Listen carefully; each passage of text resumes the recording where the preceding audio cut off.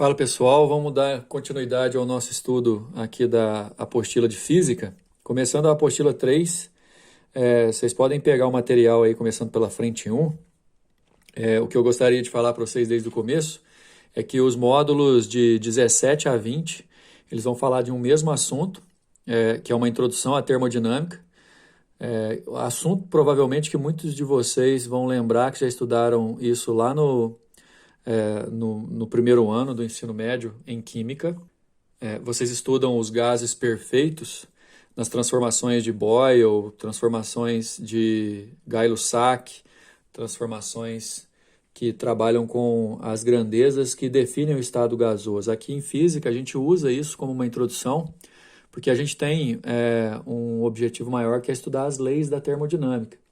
Só que qual que é a minha ideia com esse vídeo? Eu vou fazer uma síntese dos módulos 17 a 20 e depois eu vou voltar fazendo os exercícios com vocês. Portanto, prestem bastante atenção, porque apesar da gente envolver aqui, na verdade, 4 módulos, do 17 ao 20, são 4 módulos, né? A gente vai falar sempre do mesmo assunto, fazendo uma abordagem numa sequência que eu julgo melhor do que a sequência da apostila.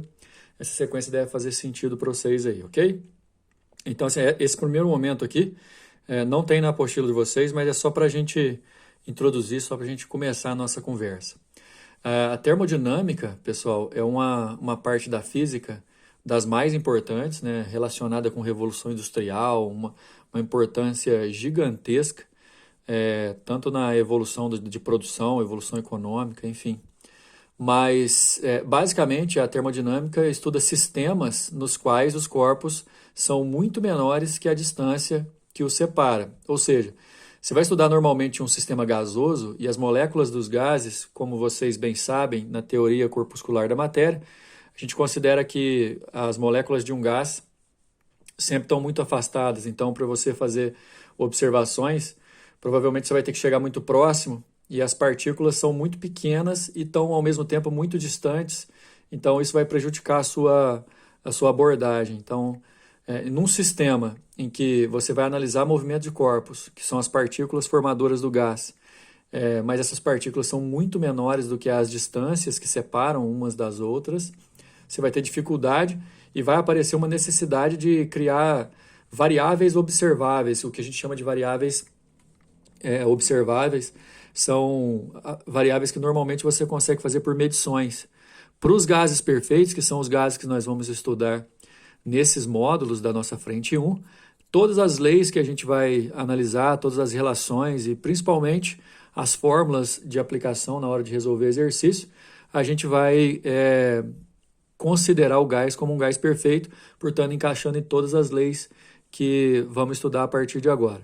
Então, na termodinâmica, a gente está estudando os princípios, os sistemas gasosos, e como é muito difícil, por conta do tamanho, né, da ordem de grandeza dos corpos que a gente vai estudar, existe a necessidade das variáveis observáveis do gás. Uma coisa é importante, a apostila de vocês nesse sentido, é verdade que ela vai seguir uma sequência diferente da que eu vou apresentar para vocês aqui agora. Porém, é importante vocês darem uma lida no material de vocês também, ok? Essas variáveis observáveis a gente vai analisar a partir de agora. Pessoal, em termodinâmica, você vai estudar o comportamento dos gases e as variáveis que você vai usar para estudar ou para definir como que o gás está se comportando no momento é a pressão, o volume que vocês estão vendo aí na tela. Logo em seguida, vocês também vão ver temperatura e número de mols. Pressão e volume, número de mols e temperatura, são as grandezas principais. A gente vai trabalhar muito com essas 4 grandezas, menos até, eu confesso, com o número de mols, porém ela vai aparecer também. Mas de cada grandeza vocês têm que extrair algumas informações importantes. Por exemplo, pressão, você precisa saber o que define a pressão que um gás exerce no recipiente que o contém, né? Um gás encerrado num recipiente qualquer, ele vai ter uma pressão que é o resultado das colisões das moléculas com as paredes do recipiente que contém esse gás. No caso, as moléculas ficam em constante movimento, se chocando umas com as outras, colisões que a gente chama de colisões perfeitamente elásticas, nas quais a energia se conserva, e essas partículas também batem na parede do recipiente, gerando uma força. Essa força distribuída em toda a área de contato entre o gás e o recipiente vai resultar no que a gente chama de pressão. Mecanicamente, pressão você calcula dividindo força por área, tanto é que a unidade de medida oficial, o Pascal, é o Newton da força e o metro quadrado da área. Mas normalmente a gente vai medir pressões de sistemas em atmosferas.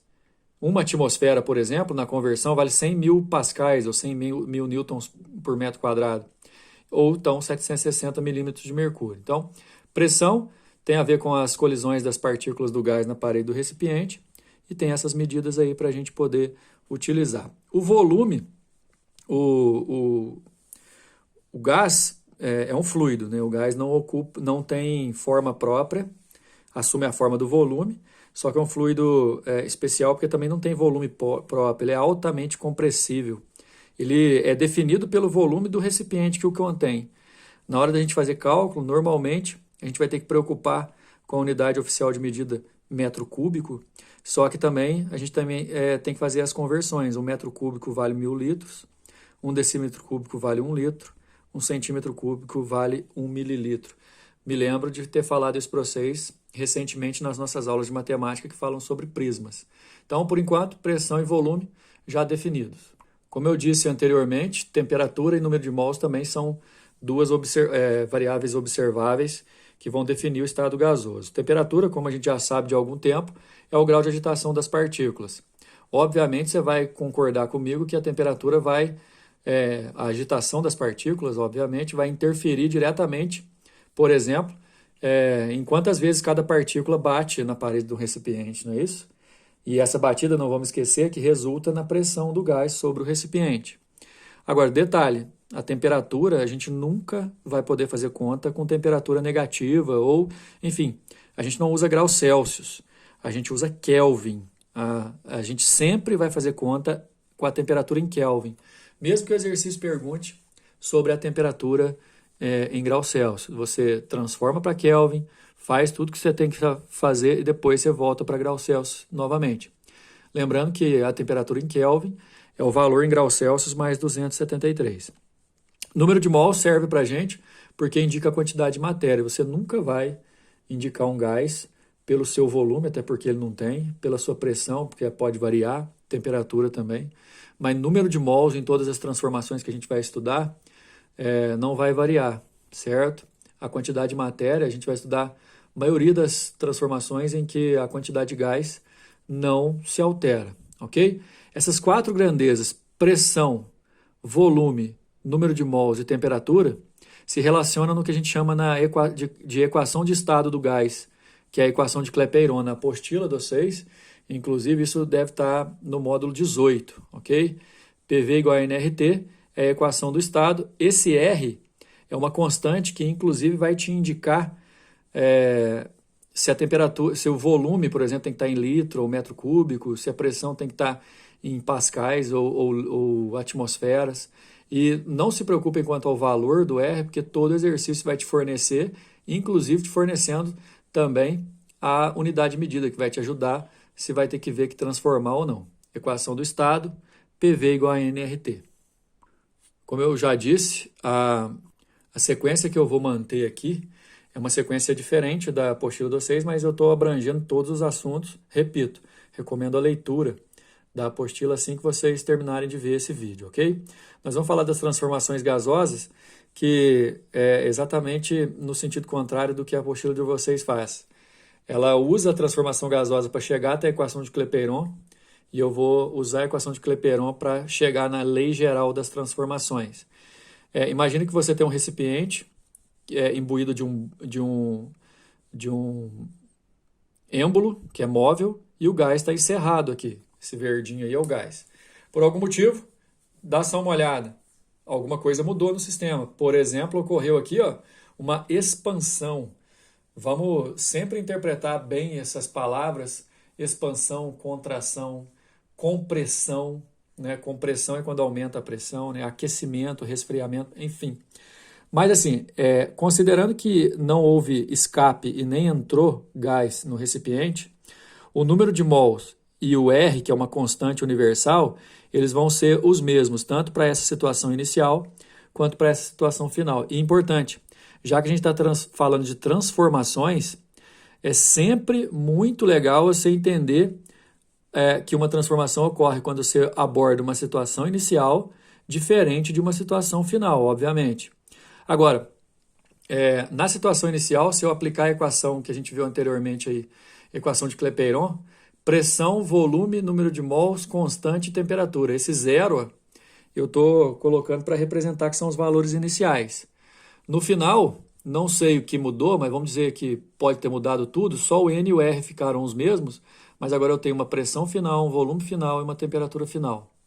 Se eu isolar o N e o R aqui matematicamente, passando o T0 para lá dividindo, lembrando que esse T é sempre em Kelvin, e fazendo a mesma coisa com o T para o outro lado ali, no estado final, N vezes R e N vezes R são iguais, eu posso igualar essas duas situações.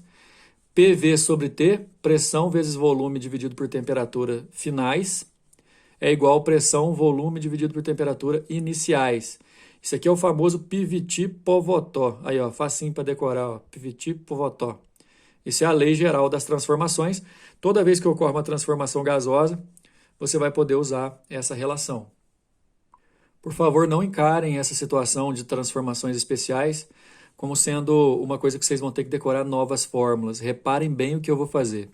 Existem 3 tipos de transformações, que as grandezas principais são pressão, volume e temperatura. Nessas 3 grandezas, nessas 3 transformações, desculpa, em cada uma delas, uma grandeza fica constante e as outras vão variando, também se relacionando em forma de proporção direta ou inversa. Na isobárica, que é também chamada de isopiésica, a pressão do gás fica constante. Aí o volume e a temperatura vão mudar e são diretamente proporcionais. Mas veja bem, isso aqui não é uma fórmula que você tem que decorar para a isobárica, embora ela seja a fórmula da isobárica. A questão é que PV sobre T, P0V0 sobre T0 são iguais. Se eu falar que é isobárica, a pressão é constante, aí eu posso cortar esse P com esse P0. Então, olha a dica que eu estou dando para vocês. Vocês vão decorar só a lei geral e na transformação especial, que o exercício sempre vai dar um jeito de te avisar, você vai só cortar aquela grandeza que é constante. Na isobárica, pressão constante, corta a pressão. Na isovolumétrica, ou isocórica, ou isométrica, lei geral, quem é constante é o volume. Você corta os volumes. Olha aí como é que fica a fórmula.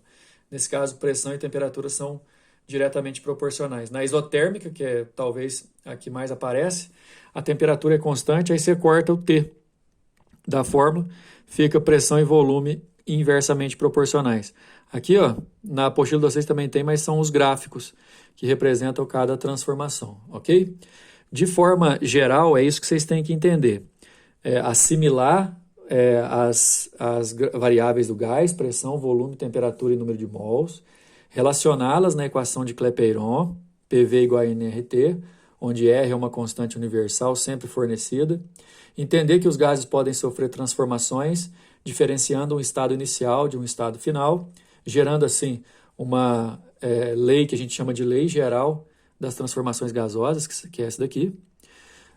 E que cada uma das transformações especiais vai gerar uma mudança na fórmula da lei geral, porque uma das grandezas vai ficar constante e você elimina da fórmula, certo?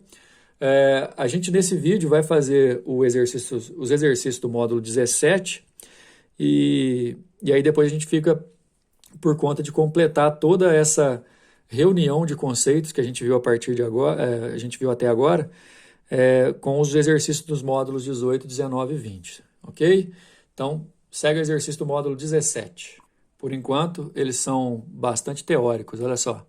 As grandezas que definem completamente o estado de um gás são, a gente não precisa de enrolar muito, a gente pode ir diretamente para a letra D, temperatura, pressão e volume.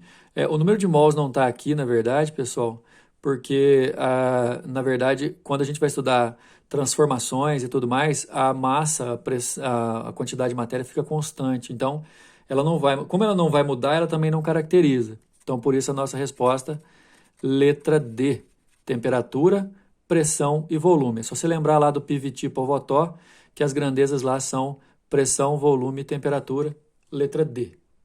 Número 2, sobre a teoria cinética dos gases, assinale a alternativa correta. Considere um recipiente isolado, hermeticamente fechado e contendo um gás ideal. Como ele pede isso, assinale a alternativa correta e ele não parte de nenhuma pergunta, vamos analisar todas, quer ver? Ó?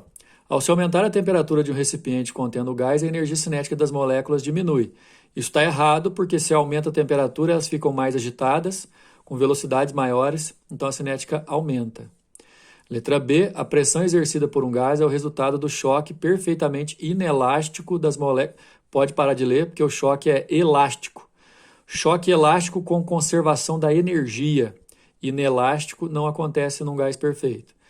Letra C, a agitação molecular não tem relação alguma com a temperatura. Não tem.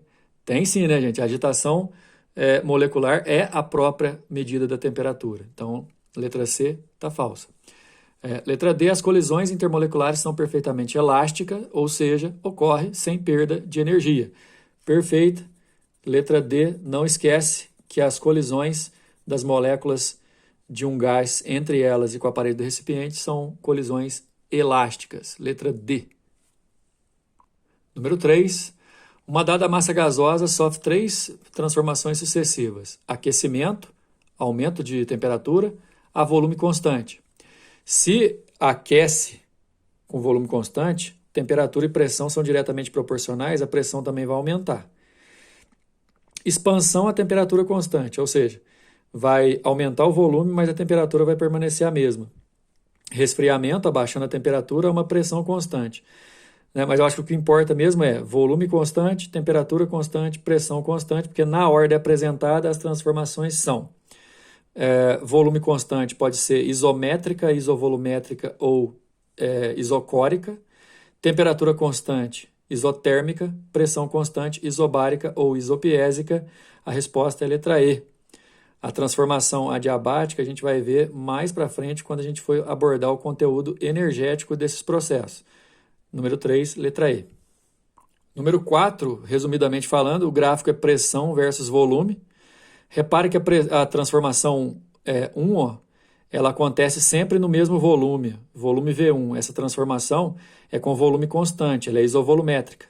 A transformação 2, numa curva que é uma hipérbole equilátera, ela é também chamada de isoterma, representa a mesma temperatura, isotérmica. E por último, a transformação 3 vai de um volume V2 para um volume V1, mas sempre numa pressão P2. Sempre na mesma pressão, é isobárica, letra B. Número 5. Uma certa quantidade de ar é confinada no interior de uma seringa. Ao ser colocada num recipiente com água quente, verifica-se que o êmbolo sobe. Tem ar aqui dentro, pessoal, e aí colocou ela na água quente, o ar aqui dentro vai aquecer, vai ficar mais agitado, vai bater no êmbolo e o êmbolo vai subir. Considere o ar como um gás ideal e que o êmbolo possa mover-se livremente, sem atrito. Considere ainda P a pressão do gás, V o volume que ele ocupa e T sua temperatura. Assinale a alternativa que melhor representa a transformação sofrida pelo ar. Muito importante, o êmbolo pode mover-se livremente, então toda a energia que esse ar que está aqui dentro vai receber, porque está na água quente, ele vai usar para expandir. Então a pressão vai ficar constante. Aí o volume vai aumentar e a temperatura também. Isso é um perfeito exemplo de uma transformação isobárica. Quando o êmbolo é livre, gente, ele vai ser uma transformação isobárica, pressão constante, enquanto a temperatura aumenta. Portanto, nossa resposta é letra A. Vocês me perdoem, mas anteriormente era o número 6, né? Eu atravessei um pouco aí, mas está valendo. Número 5, agora a gente encerra. Um gás ideal é levado de um estado inicial alfa até um estado final delta, desculpa, essa letra delta minúscula, por meio de 3 transformações sucessivas. Uma transformação isobárica, pressão constante. Depois, uma transformação isovolumétrica, volume constante. Logo em seguida, uma transformação isotérmica, temperatura constante. A opção que representa corretamente a sequência de transformações, acho que vocês estão reparando que identificar a transformação pelo gráfico é importantíssimo, né, pessoal? Isobárica, a letra A já está eliminada porque a pressão caiu. A letra C também porque a pressão caiu. Letra B, pressão constante. Letra D, pressão constante, tá valendo. A segunda transformação foi isovolumétrica, então o volume tem que ser o mesmo. Aqui o volume é o mesmo, aqui o volume está mudando. Então a gente já achou a nossa resposta. Só para finalizar a curva isoterma aqui, para uma transformação isotérmica, a nossa resposta